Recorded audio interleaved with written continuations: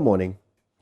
Now, for a couple of days, I've taken you with me to the movies to explore some of the surprisingly profound lessons to be learned from the world of cinema. I suppose by now it's pretty obvious that I'm a bit of a movie nerd. In fact, I haven't met anyone who has watched more films than I have. This is how bad it is. After viewing maybe 3-5 seconds of any part of a Hollywood movie, I'll most likely be able to tell you the title, the name, most of the cast, the director, and in many cases, the producer and production company. Yeah. Sometimes it's not even a movie I've watched before. Yeah, I'm weird, I know. Today, I would like us to end our movie series with the movie that, well, in many ways changed my life. The King's Speech. Quiet, mild-mannered Colin Firth plays an English prince whose older brother suddenly abdicates the throne, leaving him suddenly as the next King of England. Now, for some, this would be a great thing. A sudden promotion to the role you never thought you would play. A sudden, unexpected rise to the highest seat in the land. But for the new king, George VI, this was a massive problem. He was a stammerer, and Britain was about to enter the Second World War. The king was required to announce the declaration of war to his people in a speech on radio, a speech that was supposed to rouse them, call the British people to arms against Hitler, and give them hope. This duty was non-negotiable. He couldn't let someone else do it on his behalf. It had to be him. Now, it also occurred to me that this must happen quite regularly to people in all walks of life. You know, your boss suddenly quits and you have to step in and make important decisions. Or your father or mother dies and you have to take care of your younger siblings. Your husband loses his job and you have to pay the bills. Your wife travels and you have to manage the kids on your own. You know, most of us are not born to leadership. Some of us have it thrust upon us while we are not prepared for it.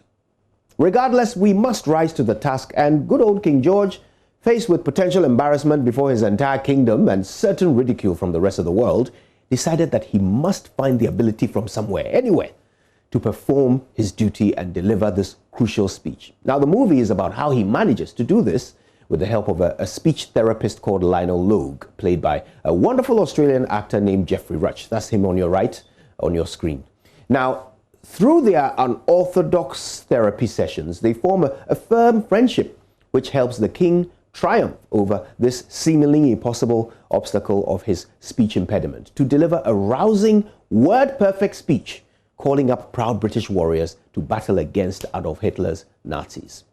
In fact, his speech was so near flawless that afterwards, when Lionel Logue pointed out to him the only moment when he stuttered was on the letter W, King George replies, "Well, I had to throw in a few so they would know it was me." Now, this movie happens to be a true story, just like your story. Whatever responsibility, fate has thrust upon you in your life, I want you to know that this has happened for a reason. The temptation to throw your hands up in the air and say, "Oh, I can't do this," must be strong right now. But people are looking up to you. You can't let them down now. Yeah, I know it's turning out to be so much tougher than you imagined it would be. I know it sometimes seems like external forces beyond your control are conspiring to ensure your failure. But listen to me. You can do this. You may not think you were born to do this, but you are called to do this. People are depending on you to lead, so lead and succeed. Others have done it, and so can you. My name is Kojo Yankson. The occasion calls for me, and so I rise to it. Good morning, Ghana.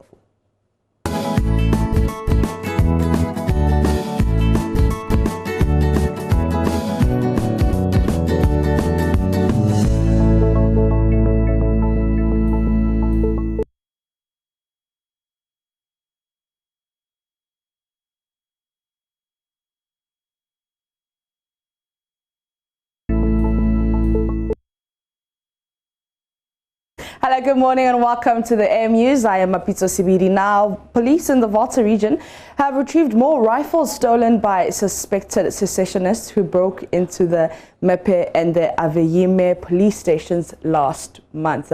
The security agencies last week recovered 19 weapons, 15 AK-47s and 4 pump-action guns taken from the Avieme police station.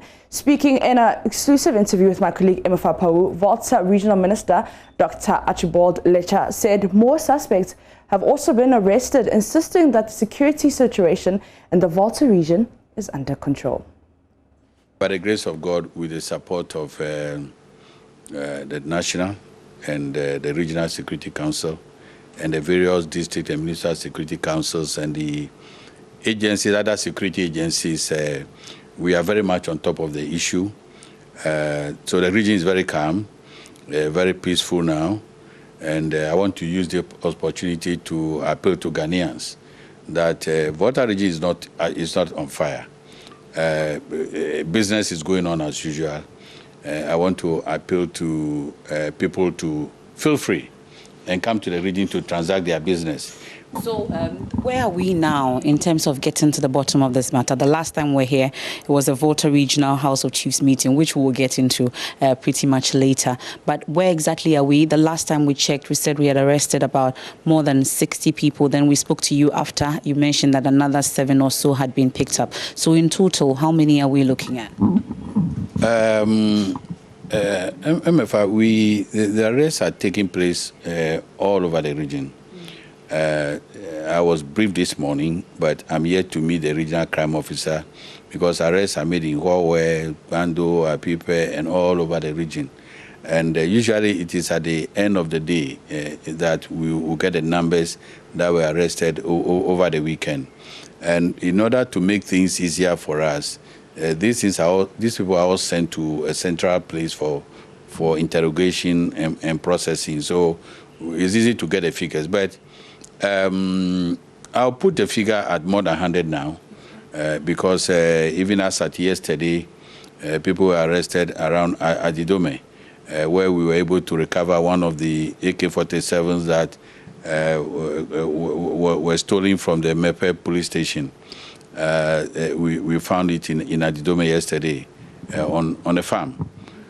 So we're doing our best to retrieve the stolen weapons and also to arrest those who were responsible for the troubles that happened on the 25th of September, and also on that the following Tuesday dawn in Go here. We're getting a lot of information. We are following up on the leads, and when we arrest the people, many of them confess that they were part of it. And they'll be processed and appropriate actions will be taken. Now, the Municipal Chief Executive MEC for the West Mamprose Assembly in the Northeast region, Arimaya Somolaki, escaped an attack by suspected armed robbers Sunday night after his security detail opened fire at some armed individuals who attempted to block his convoy. The MCE was traveling to communities under his jurisdiction to disperse monies to victims of recent floods in the region. The MEC, who confirmed the incident to Joy News, said the attack occurred on the road between Zaxillary and Nasi, where the group had mounted roadblocks and laid siege awaiting the arrival of his convoy.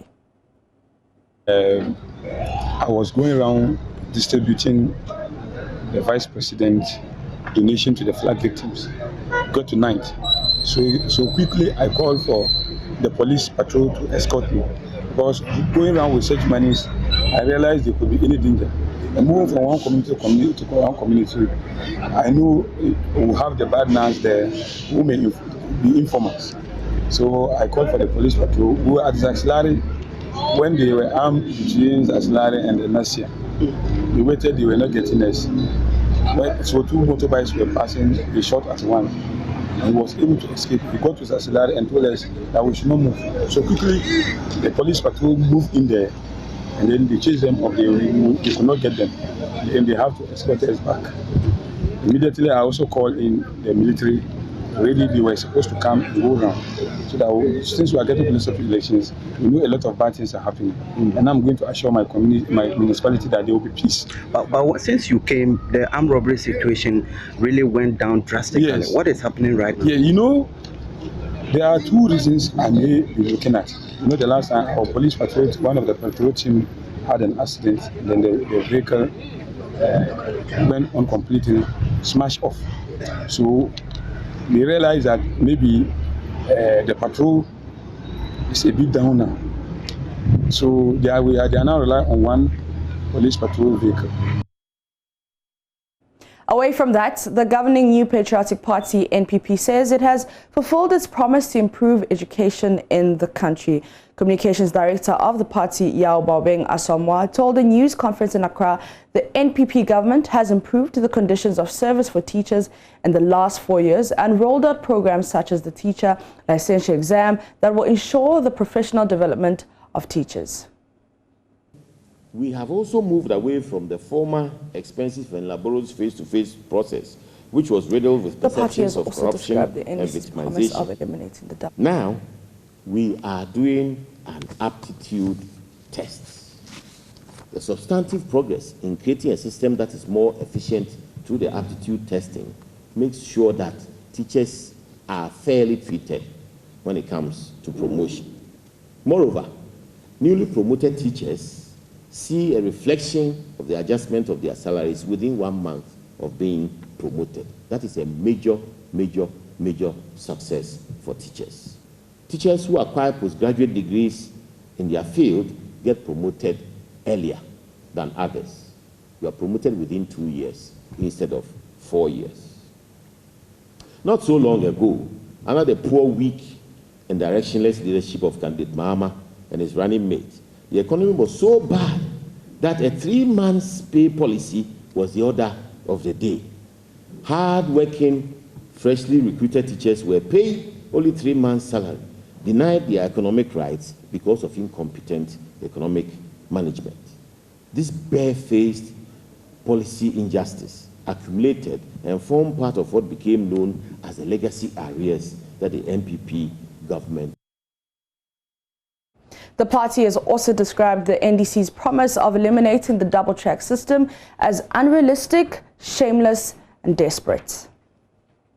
Over the last 3 years, as you've been told very often, nearly 1,000 structures are ongoing throughout the free SHS system, including dormitories, classroom blocks, laboratories, and all manner of buildings to support the process. This is under the Get Fund securitization process. Any promises, therefore, by the clueless NDC leadership to abolish double track in 7 months is unrealistic, it's shameless, and it is desperate. It is obvious that the NCC does not understand the double track system and have no real commitment to free SHS. They still cannot answer the singular question that their pipe dreams about education reform poses.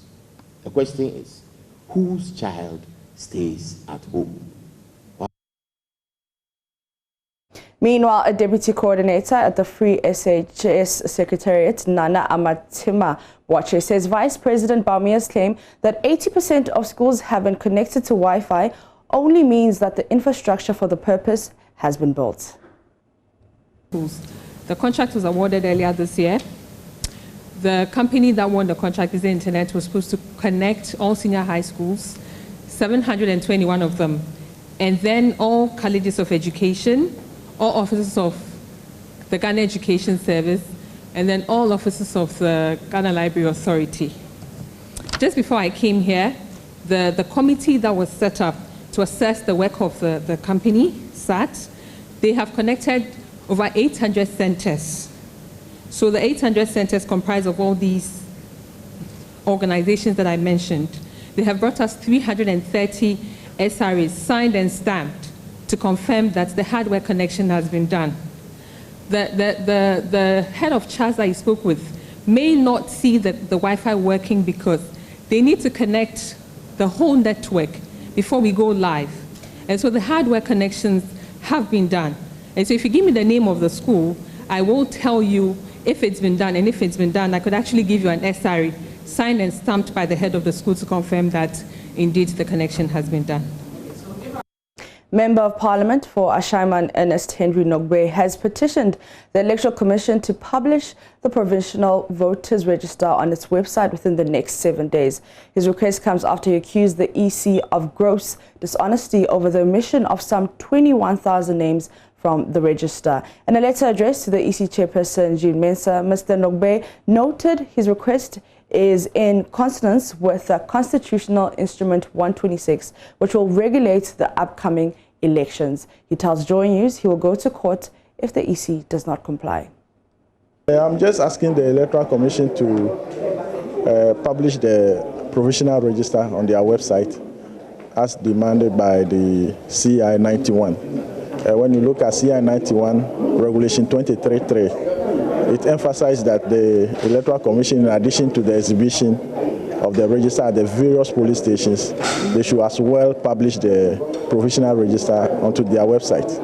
I want to believe the rationale behind this provision is to make it available, the register available to people who may not be able to go to the police station to even verify their names, and also for the general public to interrogate and then come out with some suspicious names on the register. And so I'm expecting the Electoral Commission to do the same, because as you know, during the exhibition period, there were so many anomalies to the extent that some 21,000 were initially deleted from the register in Ashaiman, and later they were all restored. And so people are... So all that list has been restored? Yeah, all of them. Including yourself? Including myself now have been restored onto the register. But the electorate are still skeptical. They don't know what would be the result come December 7th, whether their names will be well captured onto the register or they will go and see their names during the voting period. That's it for the AM News. I am Apita CBD. The show continues with Mama V. Osabaje.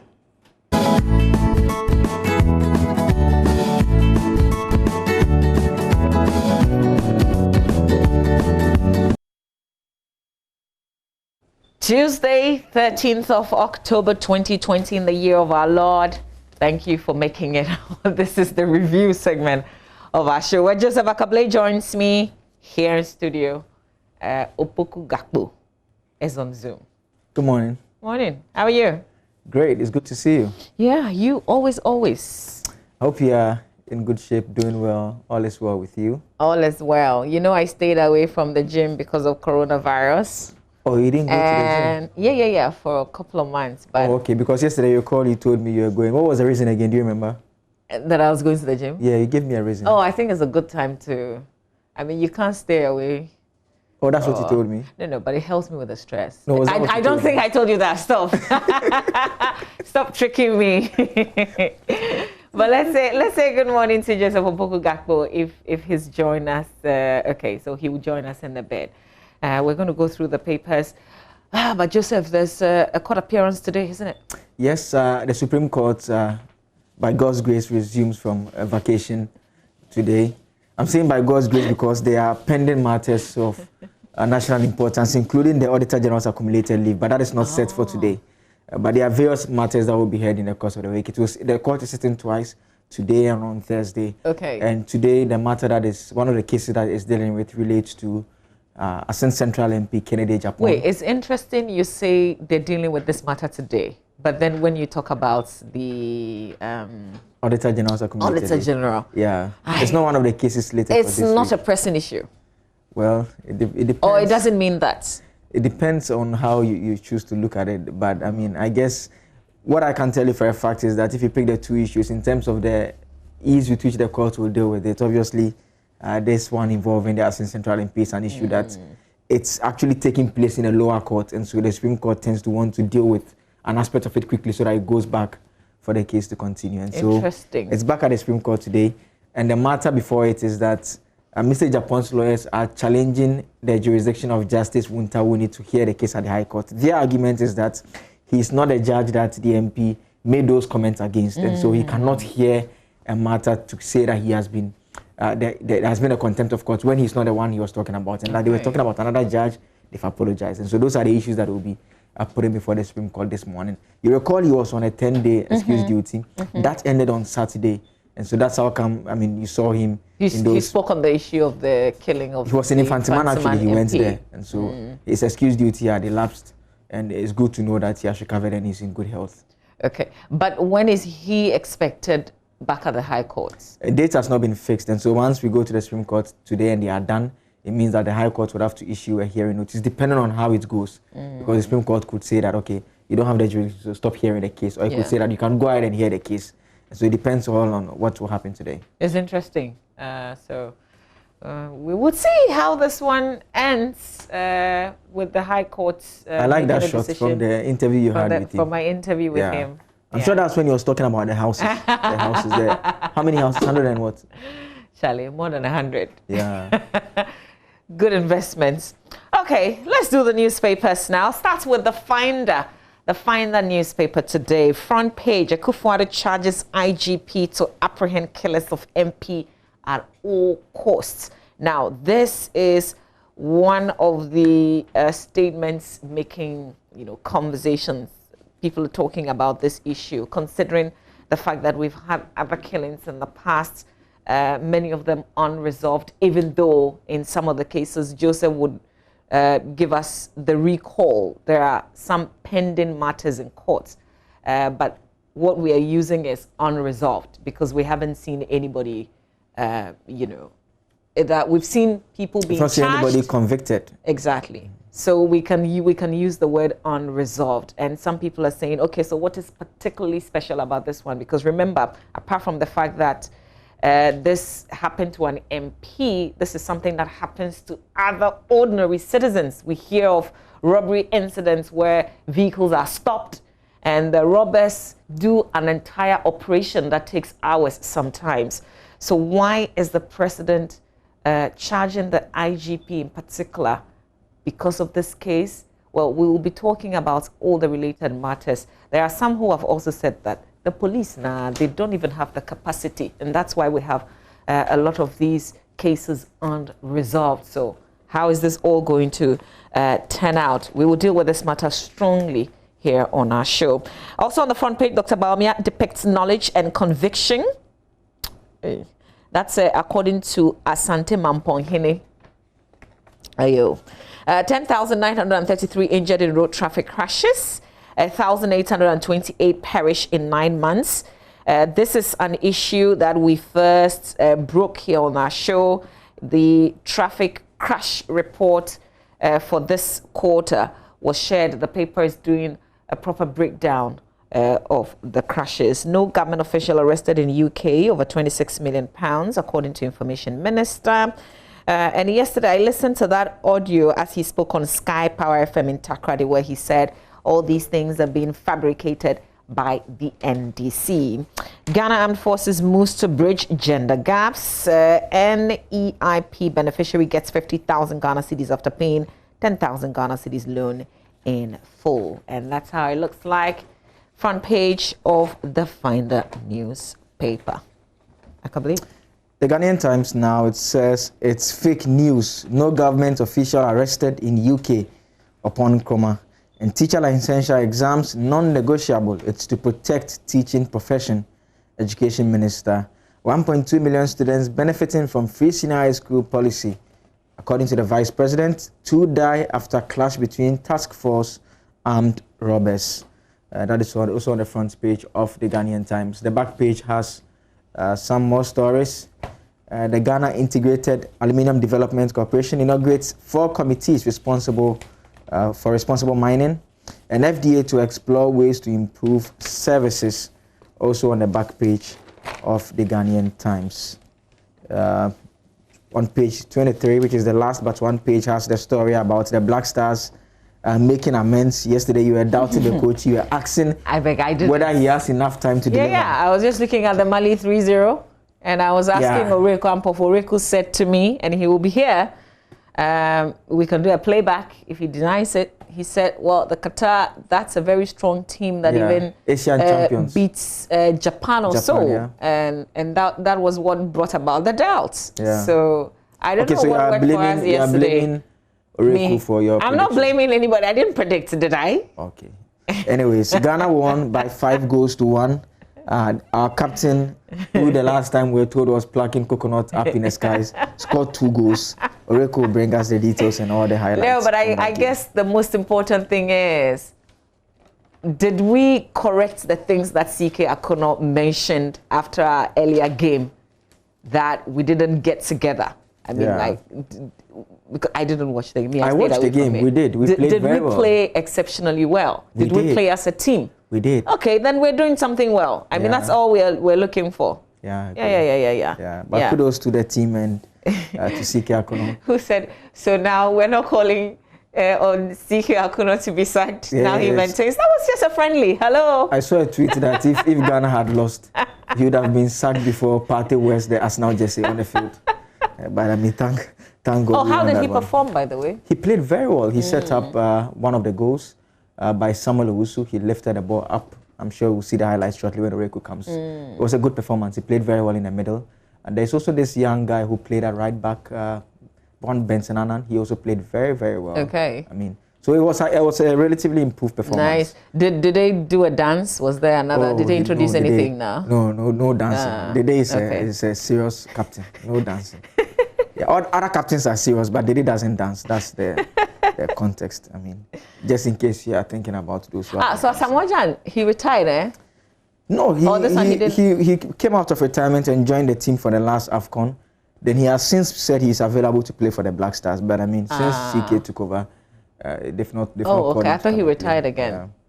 From international football. I don't know whether no, he came out of the retirement after he was convinced by the president. Yeah, he came out of it. So he's available to play for the Black Stars. I guess they've not called him. We didn't give him a call up. Yeah, because we don't think he's better than those who are playing. That's what I guess the coach is thinking. Okay. Well, on that note, let's say good morning to Joseph Opoku Gakpo. Joseph, we're talking about the Black Stars game yesterday. Did you watch? Certainly not. I hear, but I'm honestly not a fan of football. You're not into football? No, I'm not a sports fan. When I was a younger man with less troubles and far less responsibility, I used to pay attention to football. But growing up, you bring yourself, we don't even have to say anything, just bring yourself. When you were a younger man, right now you're what? No, I'm an older man now. You should understand where I'm coming from. No, I don't. All right, let's do.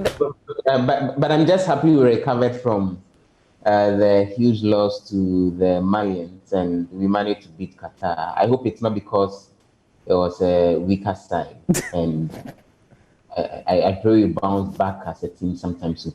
I have a lot of confidence in CK Akono that he will take the team far. I've always been against the idea of a foreigner coaching our Black Stars. I think it doesn't speak to us as a people. So, CK Akono deserves all the backing he can get. So he makes the stars, shine once again. Nice. Well, there's some very important information on the back page of the Finder newspaper. I thought I would just give you a reminder. It's the EcoBank and Joy FM partnership to support Northern Floods disaster victims. There's a good write-up on it. In September 2020, disaster hits the northern parts of Ghana. 30 people lost their lives and over 100,000 were displaced in the Upper East, Northeast and Northern regions.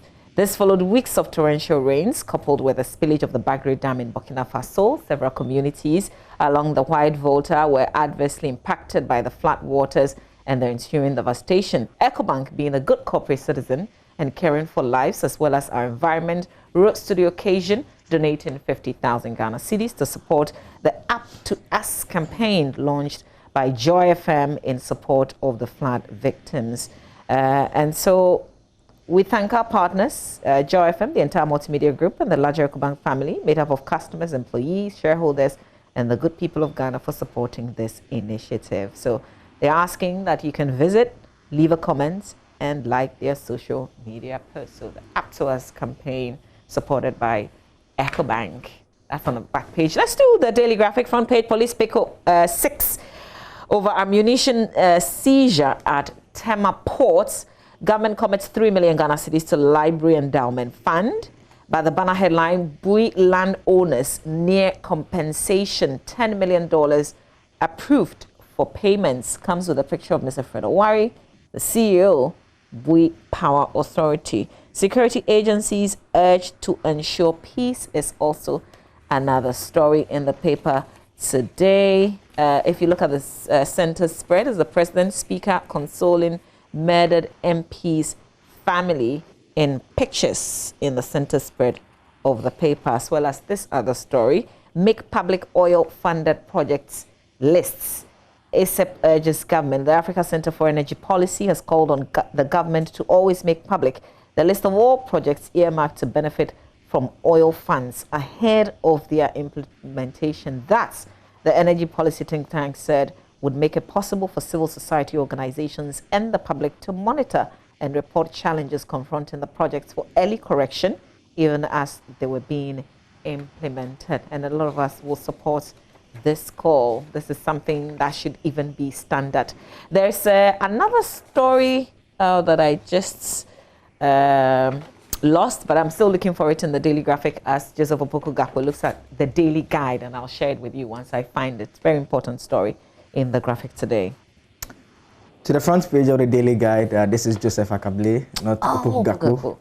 The front page here says the story about some official being arrested. We are told it's fake news.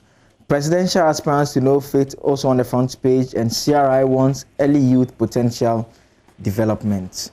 The back page of the Daily Guide has the story about CK Akono grabs first win as Stars shatter Qatar. And Kotoko storm Cove Town. Yeah. The shatter Qatar. Yeah. What is Kotoko doing in Koforidua? Asante Kotoko has departed via Kumasi base for Koforidua in the eastern region. Daily Guide has gathered. No, the Daily Guide has something to do with Kotoko, right? I don't understand. Because there's always a story on Kotoko. Yeah, that's there. It's fortunately... Even when they're traveling to Koforidua. Well, I mean, people are... I was told there's a lot of buzz in town when the team arrived. Oh, please, move on. People left their homes. Some of us are not interested abandoned their wares in the market to just have a look at the players in town. But so it has the full list of the players here. The top players. We're not interested. Move on. Yeah, these are your players, guys. They don't even stay for long. Oh, they'll stay. You know, we are trying to sign the former Arsenal midfielder, Emmanuel Frimpong. He used to play for Black Stars and Rita. We are trying to sign him. Good luck. You wait, we'll sign him. But there are some more stories in the Daily Guide. The center spread has a number of stories. You can get the details when you get the Daily Guide newspaper. Okay, so this is the story that I was looking for. It's on page 29 in the Daily Graphic. It says one person has died and 2 others reportedly missing after the trawl board shackle of a fishing trawler FV Laurent Yuanju 930 was broken during a fishing expedition in the Exim High Seas. Cosmos Terrier 34 died on the spot, while crew members Okosoa 40 and Stephen Nyako 34 are still missing after they were knocked off the vessel into the sea. A 4th victim, William Ajete Mensah, who also sustained injuries, is receiving treatment at the Naval Base Clinic at Tema. That's the story that I wanted to share a bit earlier in the Daily Graphic newspaper. Let's do the Daily Dispatch. Abu Jinapo will beat Mutawakilo for Damongo seats. I think this is also one of the places that we said at the very beginning that is the place to watch as well in the December polls. Can Abu Jinapo really eliminate Mutawakilo? Hello? Okay. Oh, I was confused there. Maybe I should ask you, Joseph Opoku Gakpo. Is this something that's, well, maybe possible, but Mutawakilo has done a lot of work even in Parliament, right? But would that be appreciated on the ground? We see him as a very strong figure in Parliament, but is he as strong still on the ground? I was just trying to see if I could pull out the results of the 2016 contest and see what the figures look like as far as the NDC and the NPP are concerned. Maybe if Joe can help us with that, that would be nice. And then maybe one of these days, Battleground Akable, you produce that show, could also focus on that. But it's one of the very keen places that everyone is paying attention to. In fact, the reality is that if there's a seat you are holding on to, and you have someone in government at the executive level, especially at the presidency or at the ministerial level, coming for your seat, it should send some shivers down your spine. And we are seeing a lot of that. We all know that Hohoi, for example, is an NDC stronghold. Amau is paying attention and campaigning and investing a lot of resources in trying to lay hold on that seat. And despite that area being an NDC stronghold, people are paying attention, and everyone wants to be 100% certain that the NDC actually has their back covered on that. We've seen General Asirin Ketia pay a number of trips to that particular area, not just there. And this time around as well, we see what is happening in Damongo. We wait to see. Yes, Wakili is very strong in Parliament, makes a lot of helps with the monitoring of government projects, and does a lot of work when it comes to the Mines and Energy Committee. I've had conversations with people who are looking at it both ways as to whether he can actually hold on to that. All of this is emerging because there's an independent candidate who is emerged, who is linked to the NDC. So then there's the fear that he may get off votes from the NDC and create room for. So Joseph, the difference was about 2,000. And what is worth noting is that John Dramani Mahama, the NDC's presidential candidate, performed far better than Mr. Mutawakilu did. And so it shows that... blouse. Not in that way, but it shows that the NDC candidate was losing grounds. And so Mr. Mahama had more votes. So Mr. Mahama's votes were in the region of 11,000. Mr. Mahama was in the region of 11,000. Mr. Mutawakilu was about 10,000. So while Nana Akufo-Addo, the president, had 37.57%, that's against Mr. Mahama's 61.46%. For Mutawakilu, he had 55.22%, as against 43.79%. And so for some reasons, the people were not voting for him as they voted for the NDC's candidates, even though it's an NDC seat, and NDC has always won that seat. And so this tells you that, it's a seat that he needs to work extra hard, especially with the clouds of the individual always coming in. The person who contested against him back then was not as strong as Mr. Jinapoi. So it will be a keen race. Yeah, absolutely. Let's bring into this conversation, really, not necessarily on the subjects. Richard Kojanyako is our Central Region correspondent. He also joins us on the review. The chaotic scenes from the University of Cape Coast campus have been shared on social media following alleged attacks of students by men armed with knives and guns sometimes. According to students, over the years, they have battled issues of robbery on campus, sometimes at knife point. The situation seems to have worsened with the return of continuing students to campus to write their end of semester exams following the reopening of schools after some of the restrictions brought on by the COVID-19 pandemic were lifted. Many of them have taken to social media with the hashtag UCC Lives Matter, and that is currently trending at #1 on Twitter with calls for the police to act swiftly. So Richard Kojanyako is there. He joins us via Zoom. Richard, what more do we know? What really is happening on that campus? Hello, Kojanyako. Richard Kojanyako, if you can hear me, I'm asking for you to share more with us. What else do you know? Well, so Mama V, what we do know is that some students went to the University of Cape Coast campus. They stay in their various hostels. Others are also on campus in the various halls of residence. The incident is alleged to have taken place around 11:25 p.m. when they were learning. Students are currently on campus. Level 200s and level 300 students are currently on campus preparing for the exams. And so they learn deep into the night. And so they sense that some people have come around with knives and some guns.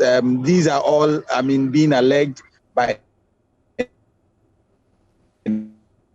Okay, I think we lost you. In the video. Richard, if you can just reposition yourself, we keep losing you. Let's see if we have a stronger connection now. Can you hear me? Yes, I can hear you now, Richard. Go on. Okay, so students are currently on campus preparing for their exams, and they are level 200 and 300. So sometimes they learn deep into the night, and they told me that the incident happened around 11:25 p.m. In the course of learning, some student raised an alarm that there are 5 Unfortunately, persons that are on campus with your mobile phone. okay, I think it's an issue of the network. So we keep losing you, Richard Kojonyako, right there, trying to give us some more information on this UCC situation. Opoku Gakpo, were you on that campus? You know, he's at Tech. Oh, okay. Gakpo is a proper Kumasi boy. Okay, Joseph, if you can, Joseph Opoku Gakpo, if you can hear me.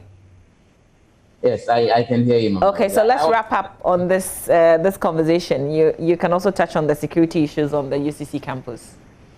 Terrible, terrible. Now it looks like it's becoming a major issue, not just the armed robberies and you know, recently as well there was the story about the buses that were attacked when they were on their way to Kumasi. The police have to step up their game, you know, so that then they can revive public confidence in them and put some fear in the criminals. Yeah, especially now that we know they've reduced their sexual drive. Well, they were asked whether they have. But if the commander speaks, who are you to say you won't do it? What they do in their bedrooms, there is no evidence to back.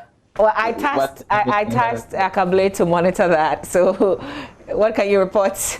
We'll publish our findings in due course. If I identify those who are in clear violation of the directive, and forward the same to the IGP and also ask them for comments. Well, guys, thank you very much. There's a lot more news on myjoyonline.com. We couldn't make time to do Myjoy Online, but there's a very important story which is on the front page of the Business and Financial Times. The Securities and Exchange Commission issues new capital guidelines for all market players, fund managers to raise 2 million Ghana cedis minimum capital. Broker dealers require 1.5 million Ghana cedis. Trustees require 50 million Ghana cedis. If this is your business, you've got interest here, then you might want to be updated on that in detail. All right, stay with us. We've got sports coming your way. Of course, that friendly with Qatar, that 5-1. If you missed it, I did. So I'm just going to stay on and watch as Oreko Ampofo gives us details of that and some back conversations on that as well. Was it a weaker Qatar team or this was a better Black Stars team? Stay with us.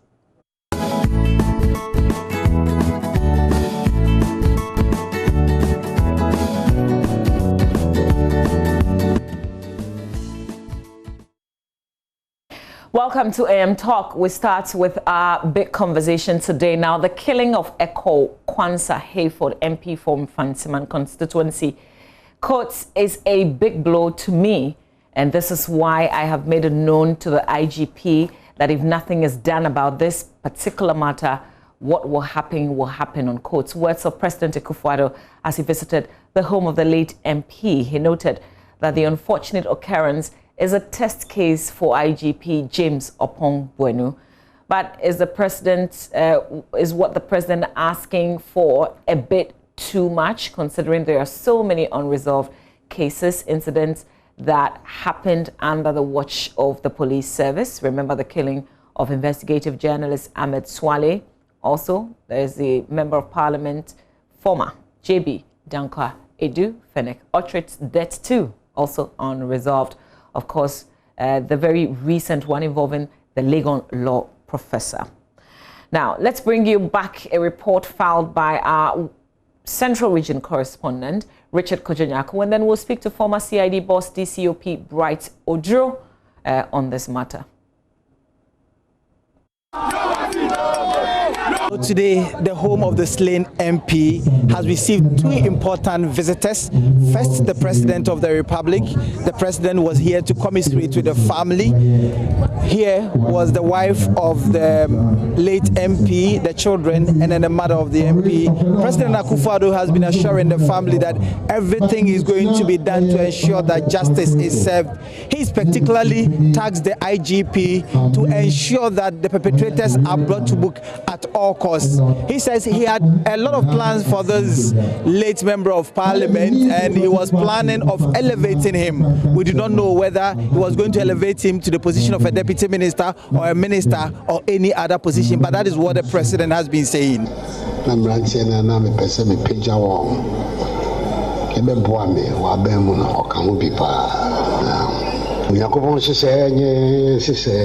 He was part of the young men that I wanted to elevate to help me in my government. What has happened hurts this government and all of us. We are in deep pain. But for this case, the IGP should ensure that the killers are apprehended for them to face justice. We must do everything to ensure justice is served.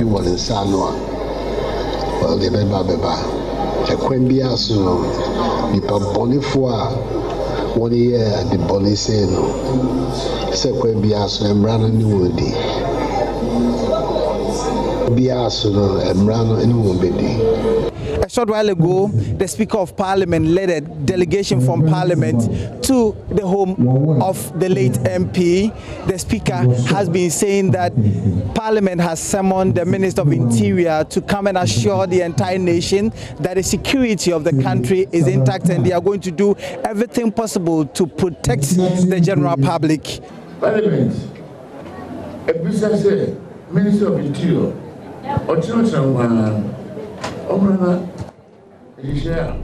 I have asked the Minister of Interior to appear before Parliament on Tuesday. He has assured me he will be there to brief us. Just as what the leaders of the House have said, we will do everything possible to get justice for him.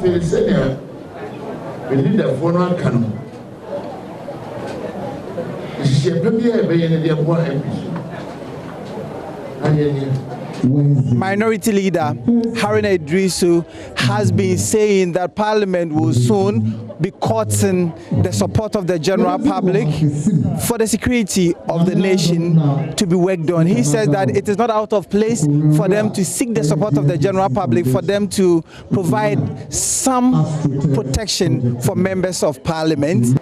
This must be a good awakening for reform of policing in Ghana and for proper policing in Ghana. And therefore all of us are united today behind our Speaker to express our profound sympathies and condolences to the family for this unacceptable loss of a cruel murder of a member of Parliament, a fine gentleman, Eko Efort. We demand that the only way we can eulogize Eko Efort is for justice to be seen set, whilst we call on the police to improve the general security landscape of the country, particularly for all Ghanaian citizens. It is not asking for too much if we say that MP's personal protection and safety be elevated and enhanced for purpose of securing our lives. At the appropriate time, we will seek public support guided by the Speaker to demand those reforms of policing. So do accept my sympathies and condolences. The majority leader has also been speaking about this late MP and has been eulogizing the MP. He says that they stand with the family in grief and they will do everything to support the family.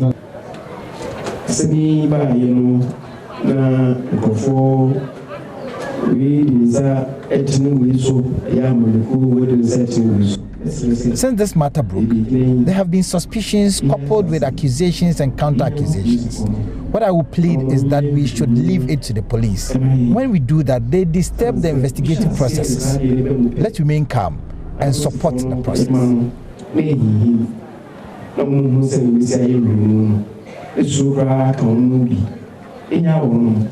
onhwe asɛm ehu sɛ ne sitie paa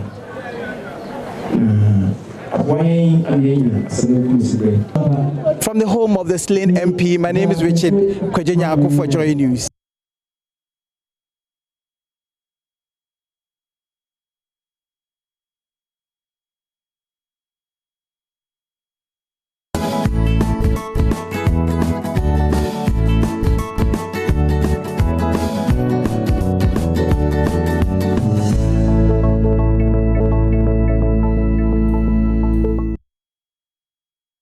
Well, whilst we wait to get the thoughts of DCOP Bright Odro, former CID boss, let's talk about the UCC situation with the robberies.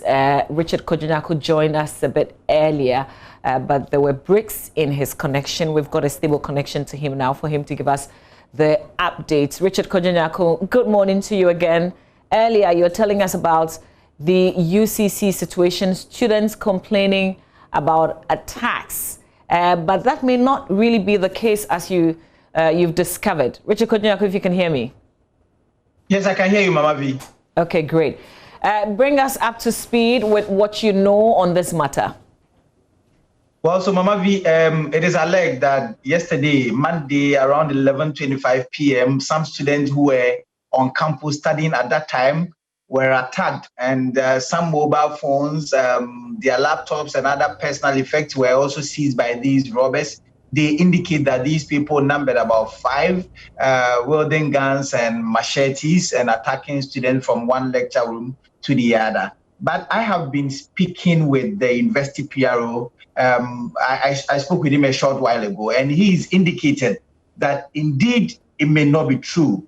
In a video, you see students running or rushing out of the lecture theater. You cannot tell, or you cannot find those people that are chasing them out of the lecture theater. But the PRO indicates that it might be a prank from one of the students who would put on their platform, on the student platform, that there is an armed robbery, and so that was an alarm. So it could be a false alarm anyway. The university is discounting what is currently is on social media, or what has gone viral. We have also been told that 2 students were also stabbed on the school bus road. Mama V, the school bus road on UC campus is the shortest cut from the university new site to the old site, and so people use that road. But we were told that 2 students were also stabbed. In fact, we were unable to confirm this allegation as well. We are trying to get in touch with the university hospital to find out if indeed this matter came to their attention. If it did, who were the students, what are their conditions, and the others. So that is what we have found on the ground now. I have also been engaging the University of Cape Coast Police, and they seem not to be aware. In fact, they tell me that they have 2 dedicated patrol teams on campus that patrol the campus on a daily basis. But the students are alleging burglaries at their various hostels. That for that one, we do know that.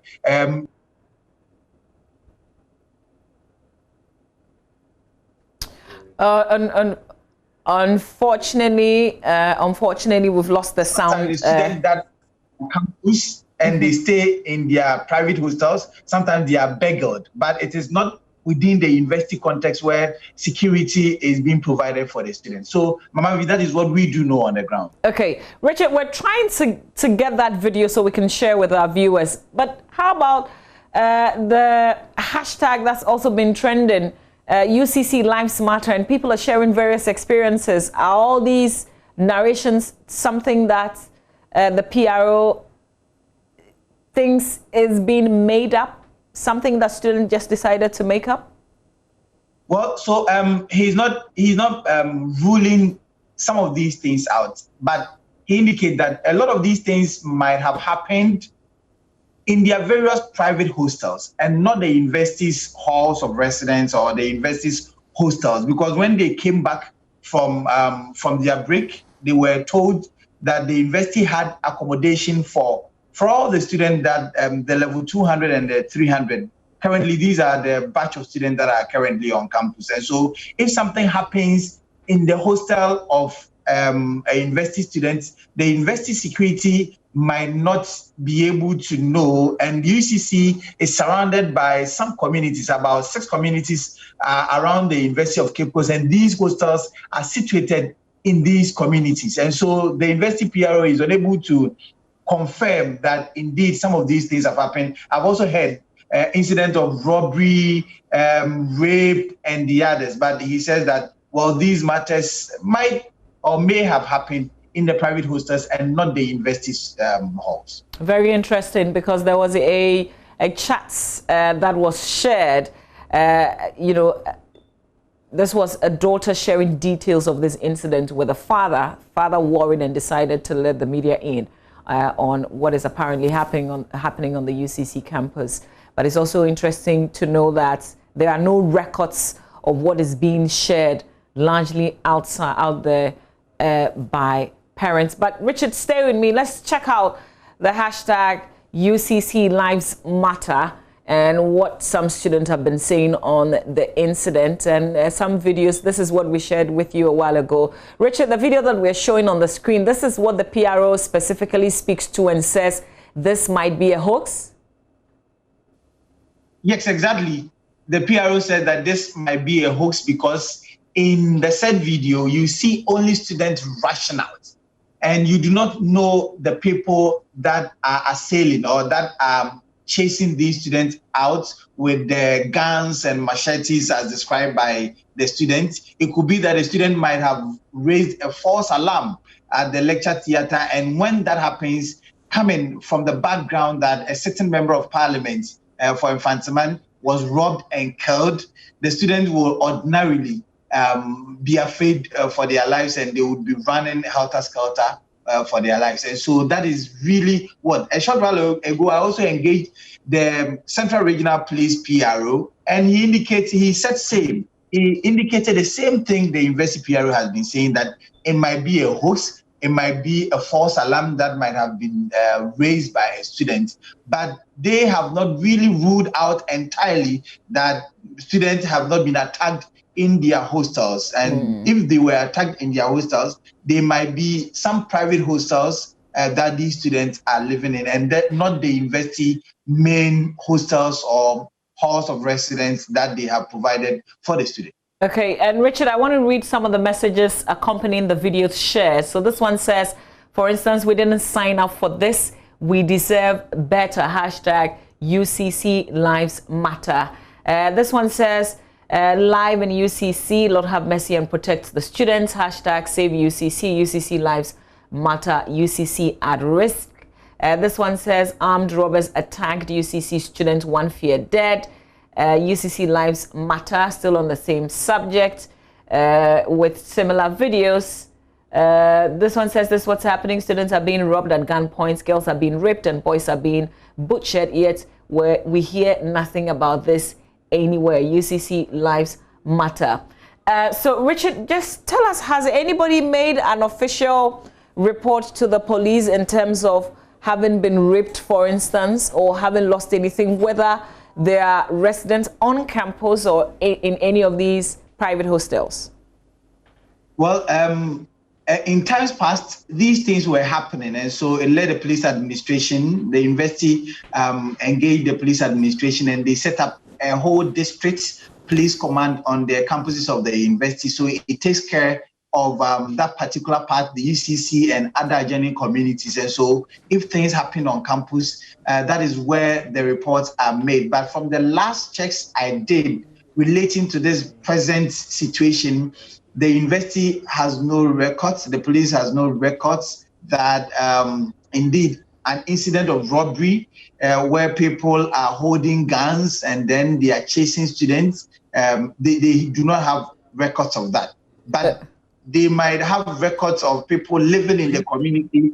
They might be students, or they may not be students of incidents such as that. So right now that this story is developing, the university is preparing to make its position of this matter very, very clear. I just left campus, and then the campus is as serene, is as cool as anything. It's nothing will suggest to you that there has been something like that. And you see, this particular lecture theater, this incident is alleged to have happened. I see students going in and entering. So nothing really suggests to you that indeed there has been something and students are scared or students are traumatized and they wouldn't want to even use that particular lecture theater. Okay, well, very interesting, the details that you share with us, but it will also be good for the police to look into it, because what will be the motive if indeed this is not true and it's already trending with the hashtag UCC Lives Matter. Away from that issue though, Richard, is there any updates on the killing of the Member of Parliament for Mfantsiman? Is there any news following the charge by the president? Well, the police have been stepping up their game. In fact, yesterday, late in the night, throughout this morning, they've been embarking on some series of activities. They call it confidence building. So you see about 10 of the police vehicles patrolling the Mankasim town and other adjoining communities. In fact, they are urging residents of Mankasim and other communities that are very close to Mankasim to be on the lookout to volunteer information to the police of the whereabouts of these killers. And they say that they have the confidence that they would indeed find the killers of this Member of Parliament who was shot and killed. And so that is what the police has been up to. Yesterday, after the president visited, and then the leadership of Parliament, led by the Speaker of Parliament, visited the widow. And it's interesting that the widow, the late MP was a policeman. He resigned and then took up a campaign and then got the MP position. The wife is also a chief inspector in the Ghana Police Service. So they have 2 children. Yesterday, I saw a lot of police vehicles that indicated that they came to mourn with the bereaved. And Richard, just a bit of clarification, because a lot has been said. Were there other vehicles involved in this alleged robbery when the MP was killed? Yes, Mama V, there were other vehicles. What we have been told by the preliminary commentary that have been run by the police investigators indicates that when the MP's vehicle was nearing where the incident happened, they saw vehicles that were in a queue, I mean, ostensibly waiting for their turn to be robbed by these robbers. And so they decided that they will meander their way through. So in the process of doing that, the driver was shot. The vehicle was immobilized because there were so many shots on the car. And that shot that was on the driver, it hits the MP as well. So we are told that the MP got down and then was limping and asked the driver to drive through the armed robbers. And in the process, the MP was shot from the back and fell. And so there were other vehicles that were involved. And we have also been told that 2 people are currently at the hospital. They are receiving treatment. The driver of the MP, as well as the driver of a truck that had parked, and we were told by the driver that he was urinating, and then the driver, the robbers got him and then also shot him. So the 2 persons are the ones that are currently receiving treatment at the hospital. So there were other vehicles involved, other vehicles that also got wind. They made a U-turn and then they drove away. So it wasn't only the Member of Parliament, the MP's vehicle that was involved, but there were other vehicles that had been robbed already. Interesting. We know the police are asking for information, and if you give information that directly links them to finding the killers, then you probably would get some 20,000 Ghana cedis, but only information, very useful information that will lead to the arrest of the killers of the NP. Richard Kwadwo, we'll leave it here. We trust that you'd let us know of any other developments on the UCC matter, particularly because the hashtag is still trending. And really, if this is not true, why would somebody make up something like that and inform the whole world of something that does not exist truly? So we will certainly come back to you for some update on this UCC matter. That's our Central Regional Correspondent, Richard Kwadwo joining us there. So if you've seen some of the videos on your platform, for instance, somebody has forwarded it to you, well, our Central Regional Correspondent, Richard Kojenyaku's just informing us that the police in the Central Region, the police on campus at the UCC, say that this has not been reported. At least the UCC PRO also says this might be a hoax. The video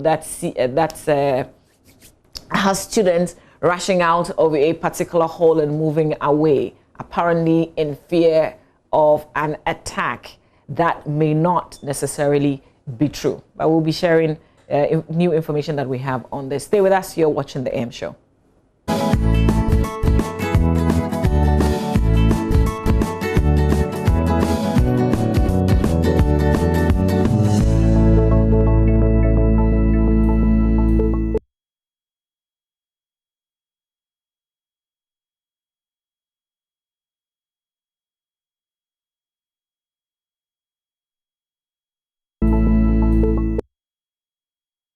Let's go roving now with Manuel Kranting, who's at the Neoplan station on the back of these security matters. Manuel, take it over.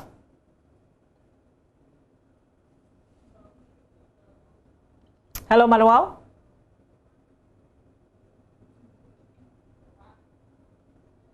I'm at the Neoplan station this morning. Essentially, yes, Mamavi, can you hear me?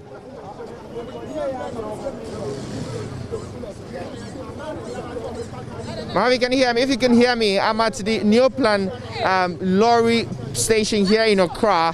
Essentially about, a number of incidents that have happened on the road that we've seen. Armed robbers crossing and attacking, passengers in long-distance vehicles. Well, some of these drivers have encountered at first hand, some of these robberies. We're going to talk to them, try and find how they deal with it, what essentially they think is the reason for this, rampant incidences of armed robbery on the road. So I'm going to try and move around here and speak to a few of the drivers here this morning.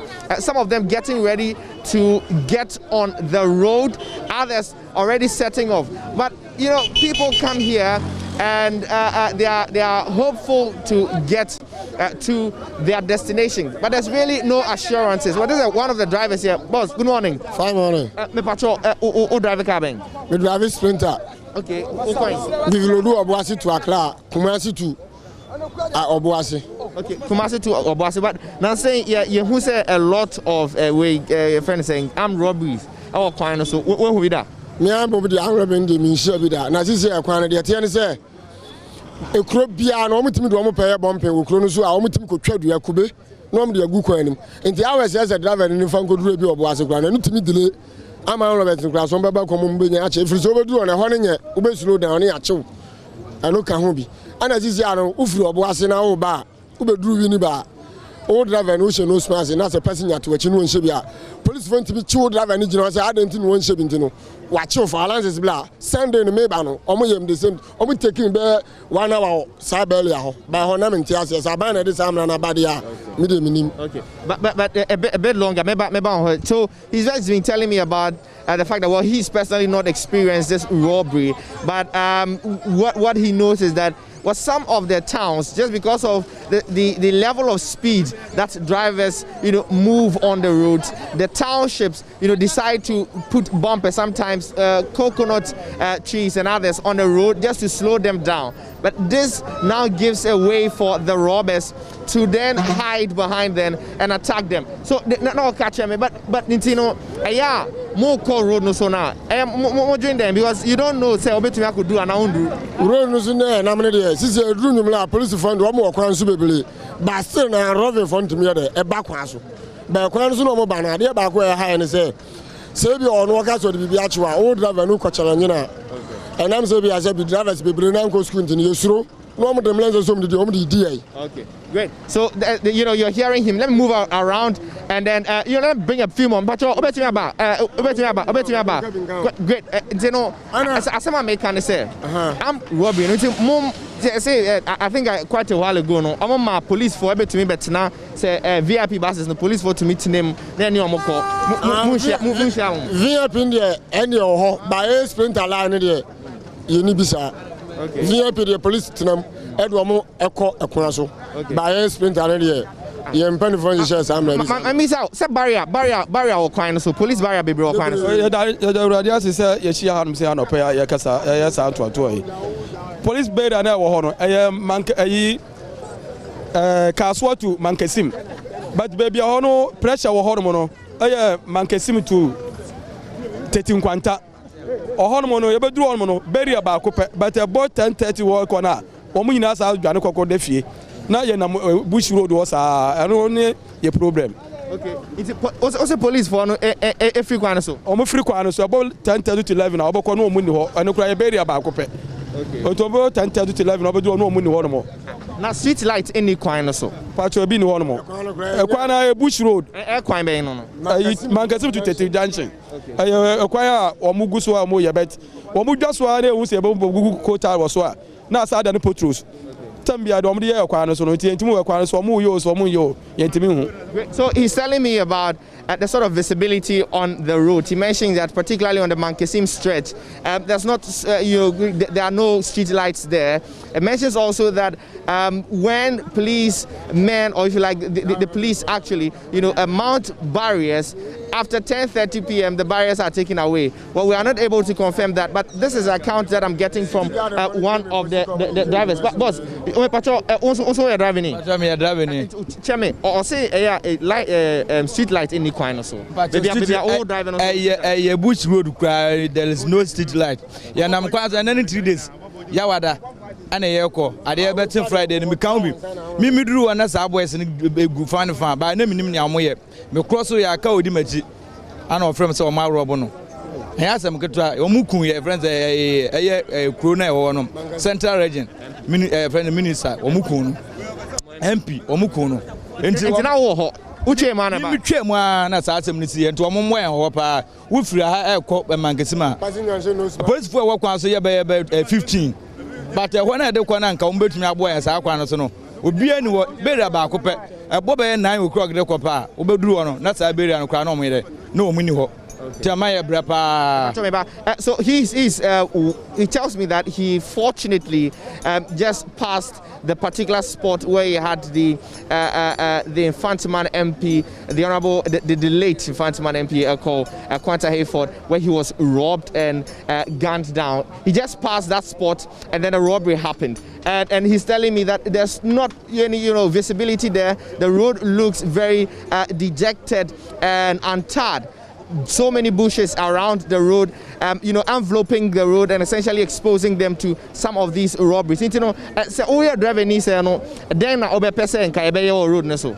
Oh yes, Ziano.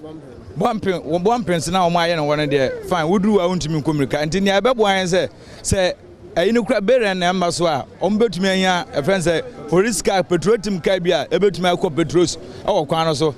So time now one say no yajo phone, where than wafre. But the petrol team card nam so time na ekobeno nipa na baya we say car nam so de bia enti wo bayeden obesuro no amato wo ye bibi kra na wo bayeden wo beja ye me say yen fa patrol team and nam kwan so now so patrol team faha echema nebe sinechi na ebe anything. So he's just telling me that we should the Ghana Police Service should increase its patrol on the roads to at least assure them of some security. But I'm also asking that even a patrol doesn't give exactly 100% protection. So beyond that, patrol no yifima dem be betumi aye. Sina patrol team ni de nyamese nka ekwan de adesa de abale ade bi wo so pa ba stay no mo ba ye kwan ne nam so no ana obi atim de ne pe no akotwa dua no asanua no de agu so aye bompen enu na ema sa ne man kwazu ntia no ne be sere se kuro bi omfiri se mu ye emergency na ba no hwe bibi nyama ye se ne overhead bi no be ya to so na ka na e free a ne ehu. Okay, great. So he makes a very critical point that some of the townships, just do their own, as you call it, road speed ramps, and so these speed ramps. These speed ramps essentially, slow them down when they are slowed down, they get exposed because the robbers hide in the nearby bushes, and that's what leads to the rampant incidents of armed robbery that we've been seeing. Finally, we also say bumping overhead footbridge na microphone to me and also by obviously say petrol once say then full bridge ni dey kan hu ya ana you bumping no and dey say ada for ni be so your problem obedru ho no say odu close also to no bo ase no dey america no dey twem and we gran kura ada for ni kura hu bi dey kura na ahomteme but dey ka baboa ni say barriers ni no say no ma yan man kesim to kasoa no sa barriers na no so mo ye bi so ho no mai anya say bia mp no ofrim no me ka na busuafo ya Eden, omo kai se no kura what tie say you kura mutimi tu mirika wo so kura we see wo homo. Oh, enti o problem barriers no ka do so homo man ka baboaye. Barriers, okay. So he's calling for more police barriers to be mounted on the stretch. Particularly the Mankesim stretch, where they have been, plying, so that at least within every space they get to know that there's some assurance of security because of the police posts that have been mounted on the stretch. So generally, the sentiment that you're having from the Neoplan station is that people are aware of the insecurities and in fact the sort of exposure on the roads that they travel on. But as you would know, they are left with really no other option than to continue applying there, hoping that they may go and return in one piece. But they are calling, at least for these folk that I've spoken to, for increased patrols on the road, for more street lights and visibility on the road, for some police barriers also. And one particular one is asking that for roads that pass through townships, there should be some sort of overhead footbridges for people to cross the road without having to necessarily slow down traveling vehicles. And that they think a combination of these things would reduce the sort of robbery attacks that we see on the road. So generally, Mama, if you can hear me from the Neoplan station, the drivers that I've been speaking to have been telling me these things. Mama V. Absolutely, Manuel, very passionate. But that's the concerns of some of the drivers that Manuel, our roving man, engaged this morning live from the Neoplan station. Manuel Kranting, thank you very much. And so there you have it, more concerns on security, and it brings, it raises the question of, is it just finding the killers of the NP? Is it just finding those who hurts people, or it's a whole comprehensive way in dealing with this matter because of the nature of the roads that the drivers also talk about, which sometimes slows them at some places. And then also, if you ply our roads, then you'd realize that in most of the places there are no lights. It's just total darkness, which also allows people to perpetrate these acts. And so, other experts will tell you that it's not just concentrating on the police catching the killers of the NP, but dealing with the matter as a whole, because this incident happen almost every day on our roads. Market women traders who move from one place to the other would use the roads. They would sit in vehicles that will be stopped. They are robbed every day. How do we resolve this whole matter? This conversation is not ending. It actually still continues. But that's our roving today from the Neoplan station on security. Stay with us. We will be talking about the Habitat Fairs, the EcoBank Joy News Habitat Fair 2020 that was launched last week. There's the first mini clinic happening this weekend at the West Hills Mall. We've got a conversation with one of our sponsors, Duraplast. They will tell us about some of their new products. Stay with us.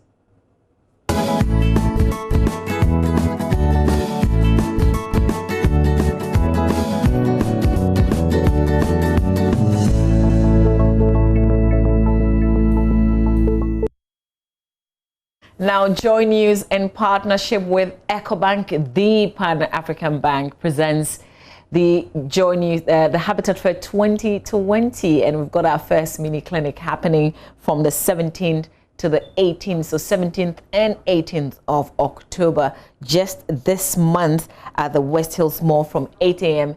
to 8 p.m. Now, we want to talk to some of our sponsors, and I'm happy to say that Duraplast is on board. Duraplast on board this year's Joe News Habitat Fair, and joining us via Zoom for a conversation so he can tell us about their product is Bismarck Chachu Agbazudo, Systems Manager, Duraplast Ghana Limited. There you are. Good morning. Thank you for joining us here on the AM show. Good morning, Mama V. Good. Good morning to your viewers also. Right. So Duraplast, just give us a little bit about Duraplast. We know when we hear Duraplast is where Duraplast goes, water flows. Tell us a bit about your company. So Duraplast is a manufacturing company that is specialized in the production of unplasticized polyvinyl chloride, which is normally called the UPVC, and then HDP products, high polyethylene products. Now, Duraplast has specialized in the manufacturing of these products for domestic users, such as pipe, electricity use, connection, water supply to domestic homes, to industrial setups, in the mining sector, and then in the telecommunication industry.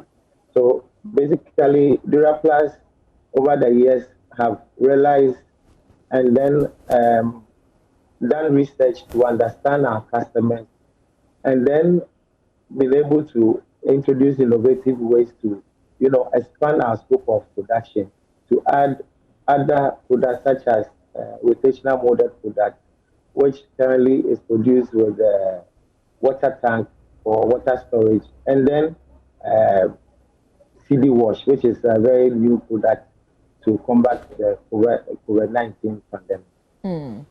Okay. Bismarck, what is so special about the water tank? It's been making the buzz in recent weeks, months maybe. Tell us a bit more about this tank. So Duraplast has understood, as a customer-focused company, we've understood the requirements of our customers. Basically, there is a gap in the storage of potable water. And so Duraplast has come up with an innovative product to meet that requirement of our customers. Duraplast has produced water tank, which is uniquely designed. Basically, there are 4 key areas with our product. Now, with water tank, we've gone the extra mile to provide 4 key features, such as the level indicator. So you don't need to, knock on your water tank to know the level. You can just at a glance you see the level of your water. Now, we've also realized that because of our climatic conditions in Ghana, we need to design a product that can withstand the weather. And so we've incorporated some features in our design. And so apart from our tank being so beautiful, it is also durable because of the design. There are raised areas that are able to reinforce so that even in case your water tank falls on the floor or falls maybe mistakenly or unintentionally, you are able to get your product back. Also, we have also provided double layer, which is the inner, where there's a white inner lining and then a black outside inner lining. Now, the last feature is the capacity of the tank. We have realized on most of the research that we've conducted that most of the time the water volume that most of our competitors provide is not accurate. So at Duraplast, when we say it is 5,000, it is indeed 5,000. So that is what basically makes our product unique on the market. I've always been wanting to ask this. How do you wash the tank? How do you clean it? So Duraplast has provided, that is why you have the white lining. So it is very easy for you to clean. whereby you just find somebody to climb inside, and then that there's a washout. You know that also there is a provision that has been made for our tank where there's a washout. So you can use basic liquids such as the normal liquids, get some, maybe a ladder or something, and then somebody easily climb inside, and then, you know, you don't need to scrub or whatever, but okay, the white lining provides an easy cleaning process. And then there's a washout where you can easily drain the wastewater away. Okay, great. And then Bismarck, so I am building a house. What kind of products from Duraplast can fit? I mean, what would I need from Duraplast when I'm building? You've told us about the tank, but what are the other products that can best fit into a house that I'm putting up, for instance? So at Duraplast, we have a variety of products, such as PVC pipe. So you have the normal UPVC pipes that are normally used for potable water distribution, and then we have the the conduit pipes for your electrical installations. We have HDP pipes for also water distribution, but normally used for Ghana Water to supply the main water supplies. And then we also have drainage pipes for your waste lines, your sanitary waste. We have pipes for sewage system, and then in Ghana, most of our areas are waterlogged, and so we say you don't need to go to the conventional way of digging a septic tank. We have provided an innovative product which is called the sewage treatment plant, where if you are in a waterlog or any area that you are constrained with, draining or your sewage, you can buy this sewage system, which is the DST tank. You store your waste. You do not worry about dislodgement, frequent dislodgement. The product is able to treat your fecal waste, and then it's able to discharge it into the environment, which is acceptable by EPA regulation. Great. So as we get ready to go to the West Hills Mall this weekend, what would you say to our viewers? Why should they be there, and why should they come and visit your stand? So we tell our viewers they should come. We understand them. We are a customer-focused company. We know their requirements. We want to share ideas with them. We want to understand them even better. So they should come visit our stand.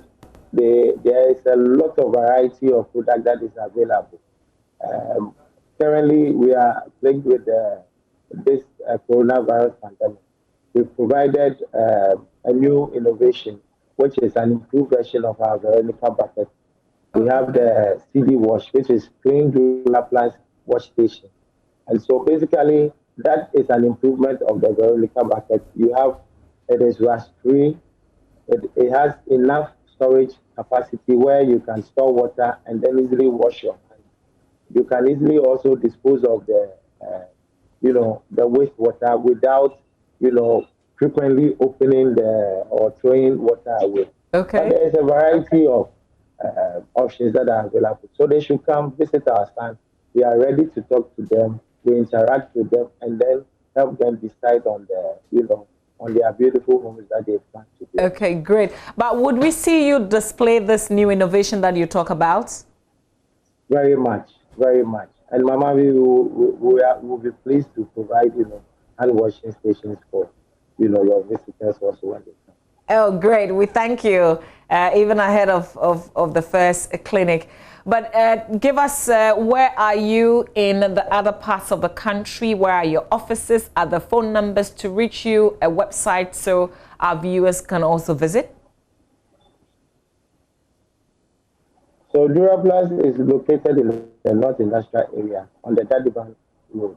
We are directly opposite Ashford. So when you come to industrial area, on the main industrial area road, Dadiban Road we call it, we can be located there. You can also locate us in Kumasi, Abu Abu, where in the light industrial area. We have a depot there and also a manufacturing plant there. So you can also visit if you are outside Accra and you are up from the northern region to Kumasi area, you can visit our Kumasi office also. And then you can reach us on +233 30 501. Bismarck, you have to go over the number again. Website, which is Duraplast. I was just saying you have to give us the number again.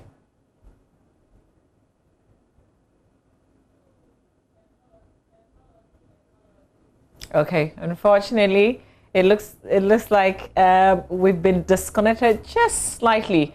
Bismarck was just at the tail end of this interaction, really, just giving us how to contact them. But the easy way out really is for you to see the products, feel the products.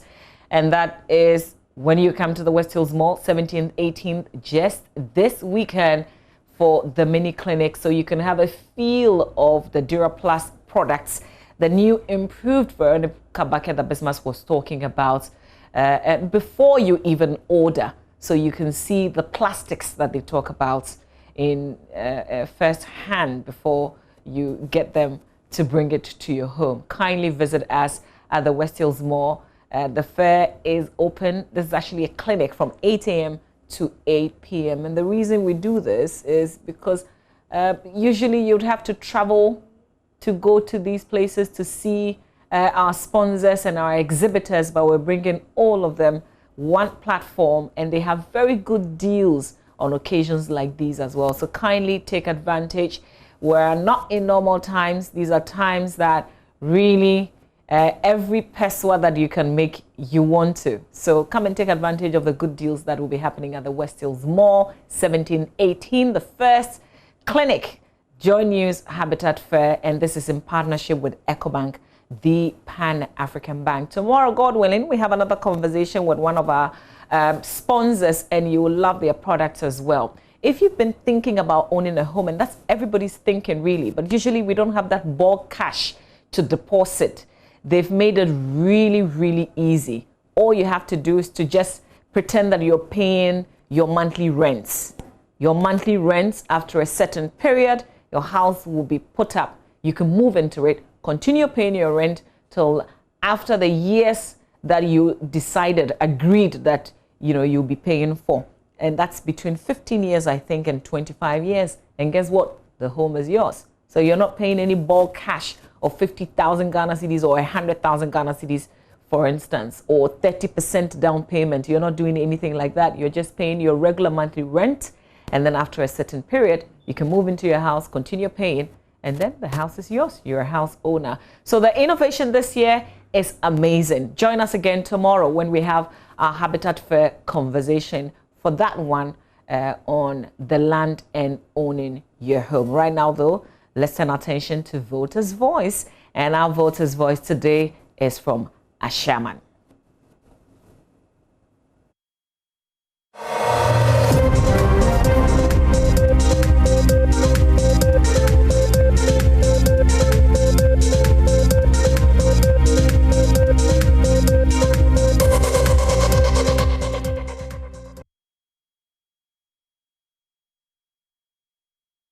Me trying to run about a plow station.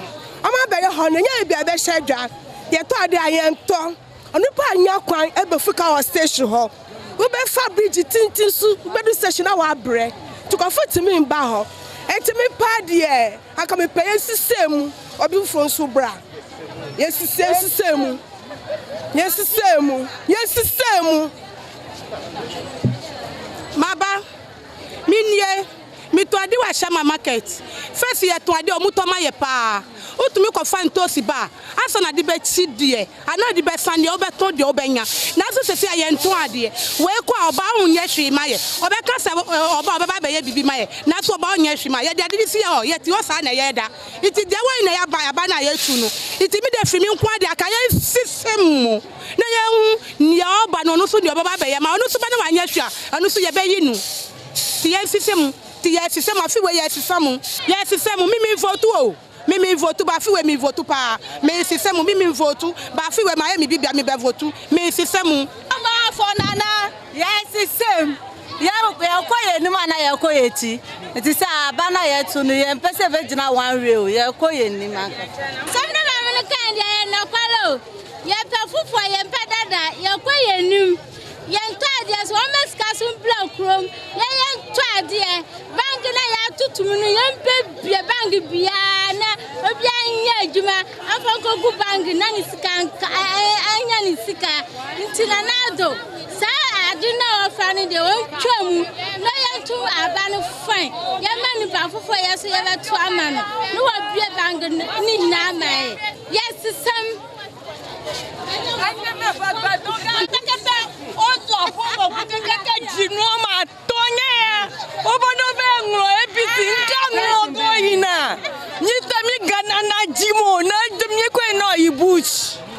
Bakuni say, me one nana sis. Amunya mu kwasukunti munyina anyinyim sese ni agumisu.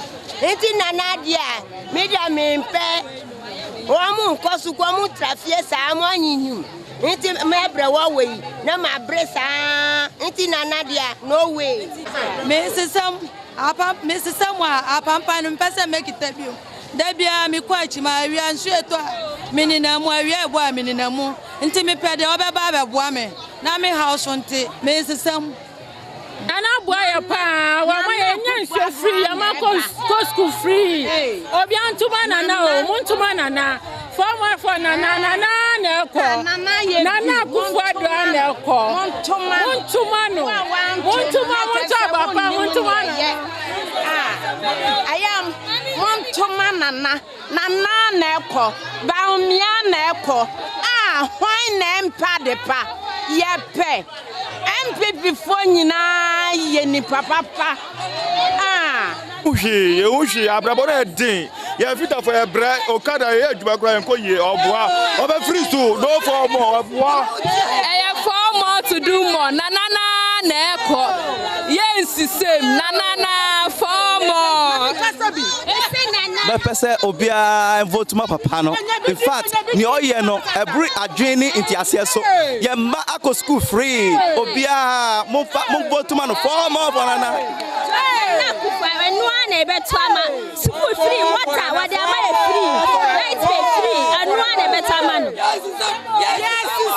yes semu mi na no omunim na muka ye bra free education na muka na enya adwuma ye ma no ma betina via ye bi mo anyinyim ye tunu mam na kasa no wa hwadi me wie o ye bra wa hwadi me wa body bra ye abi de ye sisu asa ye hunya maso nti ye ba sisanu ye tunu afisu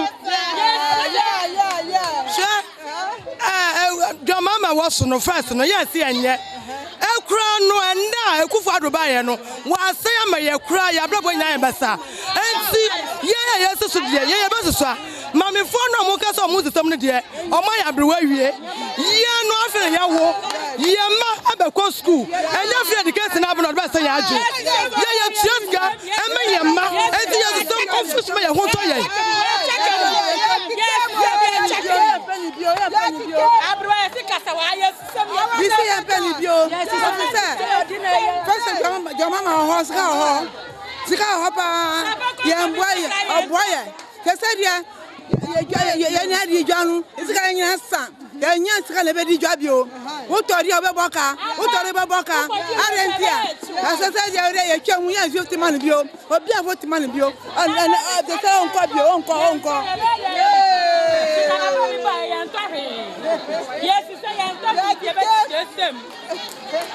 light free now muso mama no. Uko top light no po enye free ni sao. Unsuo ni keke na yenya. Besa light the water it is enye free kura. Into onja na Muhammad mbra na she. Into onsi se Muhammad ba na ya she.